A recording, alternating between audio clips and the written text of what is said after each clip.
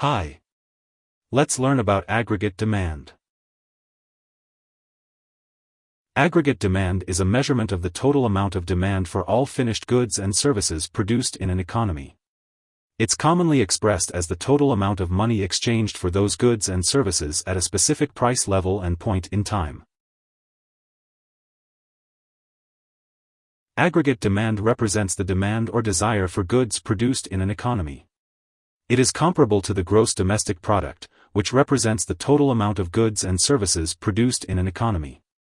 Aggregate demand measures total output for a single nominal price level without adjusting for inflation.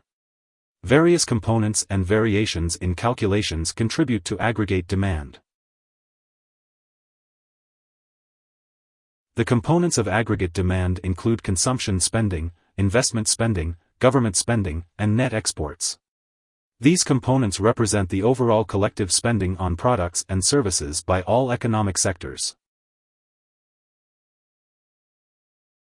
The formula for aggregate demand adds the amount of consumer spending, investment spending, government spending, and the net of exports and imports. This formula is also used to measure GDP in the U.S. Interest rates impact consumer and business decisions. Lower interest rates lower borrowing costs, leading to increased spending and capital spending. Higher interest rates, on the other hand, increase the cost of borrowing, resulting in decreased spending. An increase in household wealth typically leads to increased aggregate demand, while a decline in wealth results in lower aggregate demand. Consumer sentiment about the economy plays a significant role in spending behavior. Anticipated inflation often leads to increased purchases and, consequently, an increase in aggregate demand. Conversely, the expectation of falling prices results in decreased demand. Currency exchange rates impact aggregate demand. A decrease in the value of the US dollar increases demand, while an increase decreases demand. Economic conditions can impact aggregate demand, leading to changes in consumer and business spending patterns. The financial crisis of 2007 to 2008 and the COVID-19 pandemic are prime examples of how economic conditions can affect aggregate demand. Economists have debated whether aggregate demand drives growth or vice versa. The relationship between aggregate demand and GDP has been a topic of discussion among economic theorists. Several key economic factors can impact aggregate demand, including interest rates, household wealth, inflation expectations, and currency exchange rates.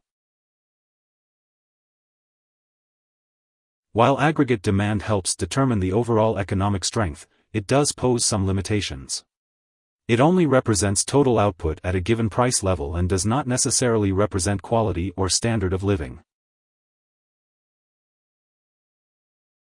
GDP measures the size of an economy, while aggregate demand represents the total demand for goods and services at a given price level.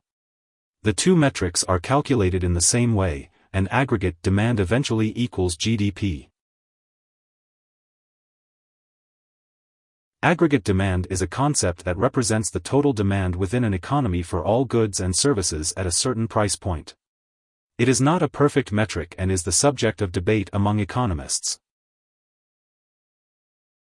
Here are three key takeaways.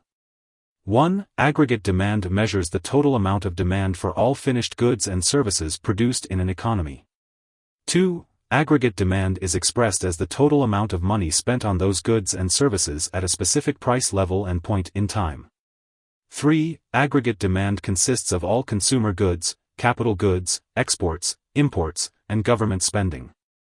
Hope this would help. Thanks for watching.